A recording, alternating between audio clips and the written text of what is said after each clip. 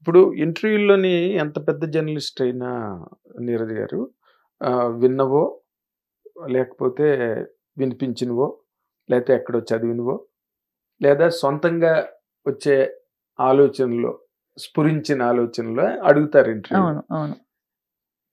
సిద్ధు గురించి ఒక popular comment ఉంది. అదేంటంటే సిద్ధు కథలోని రచనలోని డైలాగుల్లోని వేళ్ళు పెడతాడు, ముక్కు పెడతాడు, కాళ్ళు పెడతాడు, చేతులు పెడతాడు, ఇలాంటివేవో ఉన్నాయి తన మీద. అంటే తన చుట్టూరు ఒక క్వార్టరీని పెట్టుకుంటాడు, డైలాగులు రాయించుకోవడం, పంచ్ డైలాగులు రాయించుకోవడం, ఇలాంటివేవో చేస్తాడని. మీకు కూడా అదే same treatment? Not true, definitely not true. I mean without a doubt I can say that. Because అది కాదు, అంటే మీ విషయంలో చేయలేదు, నా విషయంలో మీరు ఓవరాల్ గా నాకు మిగతా తెలియదు. In my feel, in my film, for me that never happened. Okay. Because it was something that I wanted in terms of if he's a writer by nature, in involvement, in terms of if my hero is a writer himself and ఆ characterization తను తీసుకొని if దానికన్నా ఇంకేం కావాలనిపించే space నాకు అనిపించింది. If my hero నా dialogue చదువుతూ వాడు తన స్పేస్ లో చదవగలుగుతున్నాడు, ఇంకా హీస్ పుట్టింగ్ ఇన్ ఎఫర్ట్ అన్నప్పుడు if I don't use it, అది నా ప్రాబ్లం. అది సో లాస్ అవుతుంది. ఎగ్జాక్ట్లీ. అంటే నేను యాజ్ అ డెబ్యూ వస్తున్నాను సార్, తను ఎక్స్పీరియన్స్డ్ ఒక writer hero and he's just delivered 146 crore film. Jack might not have worked out, but I know the talent that man has, because ఈ 1 year of ఈ gap లో the person I got to know extremely talented fellow. So నేను ఆ perspective ని నాకు కావాల్సినట్టు వాడుకోకపోతే అది నా loss. ఎక్కడి వరకు వాడాలి? అబ్సల్యూట్లీ.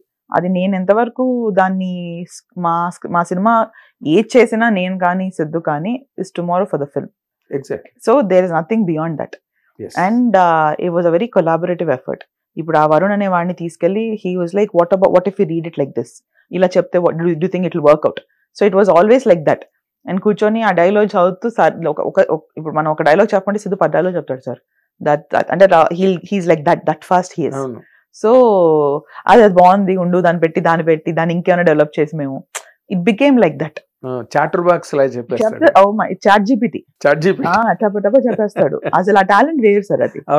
అది మనము ఇప్పుడు ఒక ఇన్వాల్వ్ అవుతున్నాడా, అవుతున్నా అది మనం పర్సనల్ గా తీసుకుంటే అది ప్రాబ్లం. అది for me was never a problem, because we travel to US together to SIT and so మాకు టైం దొరికింది మధ్యలో.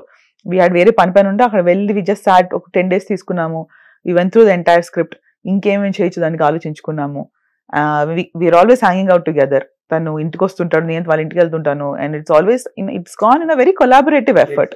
So I know absolutely sir, మీరు ఈగోలకు తీసుకొని ఇవి తీసుకుంటే సినిమా దెబ్బతింటుంది, not anything else. Final product పాడు. ఈ 1 year travel, if you can put everything as just think about the film, that will speak tomorrow, not anything else.